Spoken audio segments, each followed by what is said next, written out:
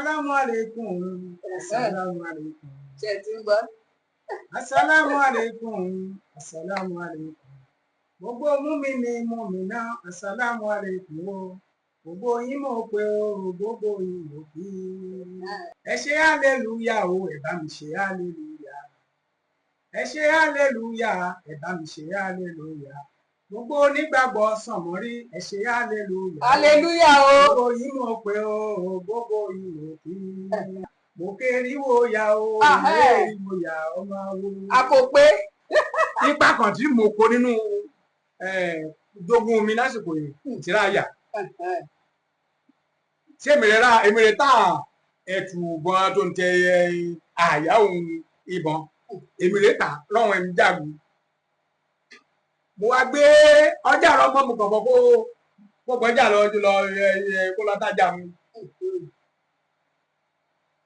Sóun bu rẹ kú dé. Kí ló fẹ́ kún? Ìwọ̀n ọjà ti bomi lọ. Ẹ̀tù mi bomi lọ. Orúwólẹ̀ o. Orúwólẹ̀. Kí wàá ṣe? Kí wọ́n gan bomi lọ? Ṣé pé níjú ọjà àdúrà jẹ́ kó bomi lọ? Odidi ọmọ. Ẹ ṣe.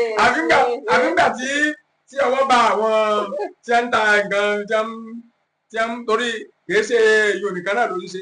Ó tún dọ́gbọ́n fi àwọn ọmọ ẹrú nǹkan kan tó ń kó wọn. Ó tún ṣòwò ẹrú. Ó tún dọ́gbọ́n ṣòwò ẹrú ti sọ pé kò gbọdọ̀ wáyé mọ́. Wọ́n mú kan náà ọmọ rẹ̀. Ní ẹ bá dé yàn lọ́wọ́ ní bàbá Odùgbà yìí.